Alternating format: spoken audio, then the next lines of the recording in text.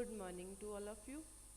Now we will start our writing module, and our writing task 1 is the climograph below shows average monthly temperatures and rainfall in the city of Kolkata.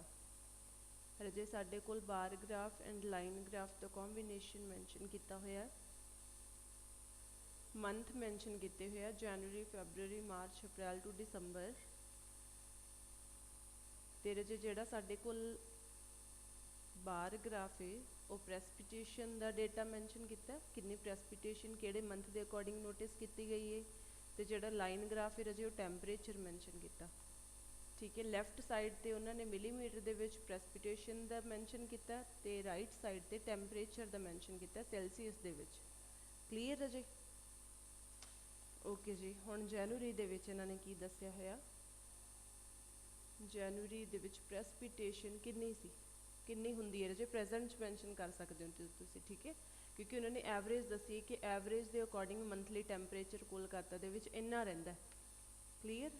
In January precipitation is noticed only 20 millimeter in Kolkata, whereas जदों के temperature is experienced 200 Celsius। Clear है जी? 200 temperature मैं notice किया जाता, mention किया होया, ठीक है जी।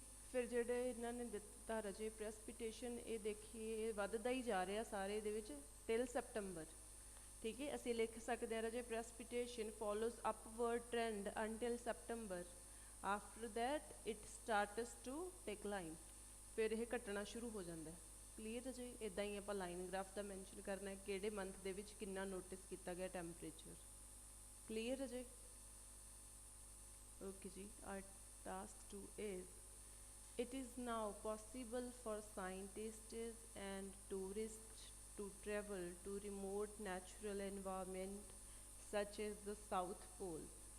What are the advantages and disadvantages of this development? हाँ जी, कहते अजकल रजे ये पॉसीबल है साइंटिस्ट ते टूरिस्ट जिहड़े लोग इधर उधर विजिट करते हैं टूरिस्ट दे लई ट्रैवल करना remote natural environment they which Raje. Natural environment रजे जिथे होंदे ने लोग कुदरत दे नाल छेड़छाड़ नहीं करते, जिवें एमेजोन फॉरेस्ट हो गए है ना, साउथ पोल नॉर्थ पोल इदा। क्लीयर जी? सो कहते साइंटिस्ट ते टूरिस्ट दे लई ये ईजी हो गया हुण उत्थे विजिट करना उहो जिहियां प्लेसिस ते। एडवांटेज ते डिसएडवांटेज दसनी है, ठीक है रजे। जिहड़ा आउटवे ऐसे हुंदा रजे उत्थे की करना हुंदा, जिहड़ी चीज़ हैवी हुंदी है उहदे ज़्यादा पॉइंट लिखने हुंदे, दूसरी साइड दे घट लिखने हुंदे। हुण ये एडवांटेज और डिसएडवांटेज ऐसे है, ये असी दो ही एडवांटेज लिखांगे तो दो ही डिसएडवांटेज, ठीक है जी। जे एडवांटेज एक लिख रहे हैं तो डिसएडवांटेज भी एक ही लिखांगे। क्लीयर है जी? ओके जी। हुण इहदी एडवांटेज की ने कि जिहड़े साइंटिस्ट और टूरिस्ट ने वो विजिट कर सकते हैं नैचुरल इन्वायरमेंट ते। क्लीयर जी? होर की लिख सकते हैं जी, एक चीज़ मैंशन ध्यान रखना है कि जिवें उन्होंने साइंटिस्ट ते टूरिस्ट लिखा तो आप साइंटिस्ट का भी लिखना उहदी जगह ते उहदा एडवांटेज ते टूरिस्ट का भी लिखना। क्लीयर जी? जिवें हुण असीं लिख सकते हैं कि टूरिस्ट नूं की उहदा बैनीफिट की हुंदा आ, तुसीं लिख सकते हो रजे दे कैन गैट न्यू एक्सपीरियंस। उन्होंने रजे जो किते नवीं जगह ते जांदे ने तो वो नवा एक्सपीरियंस गैट कर सकते हैं, तो अनफॉरगेटेबल मैमरीज जिहड़ियां ना भुल्लण वालियां कदे भी इहो जिहियां चीज़ां है ना, उन्हां दी मैमरीज गैट कर सकते हैं। Scientist can get knowledge about natural habitats. हाँ जी रजे, जिवें हुण एमेजोन आ उत्थे जांदे ने कि नैचुरल हैबिटेट्स किहो जे ने किवें ने उन्हां दे लई डीप नॉलेज लै सकदे आ, ठीक है रजे। तो होर दिस ये हो सकता रजे इंटरस्टिंग ट्रैवलिंग हो सकती है उन्हां दे लई, ठीक है। तो होर जिवें हुण कई चीज़ां डिस्कवर नहीं होईयां जदों साइंटिस्ट उत्थे विजिट करदे ने करनगे तो इहो जिहियां चीज़ां इहो जिहे सीक्रेट ने जिहड़े डिस्कवर नहीं होए उन्होंने देख सकते हैं, ठीक है रजे। दे can search more undiscovered secrets. Clear? Disadvantage the side की लिख सकते हैं रजे?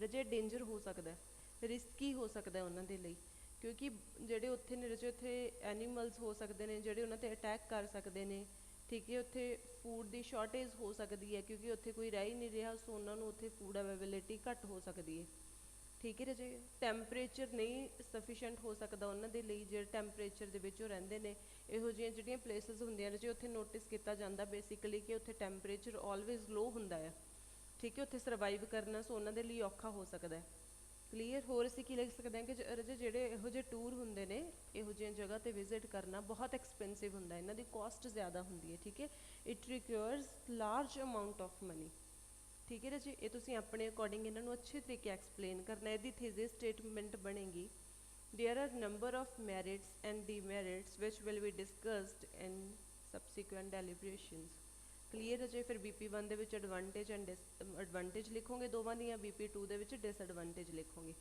ते कनक्लूजन दे विच रजे ऑल दो नाल सेंटेंस बना के although there are number of advantage merit demerit जो भी है बट कि ये डिसएडवांटेज ने निगलैक्ट नहीं कीतियां जा सकदियां फिर ये कोई भी सोल्यूशन दे दिओ अपनी साइड का क्लीयर है जी ओके जी now you can start your writing module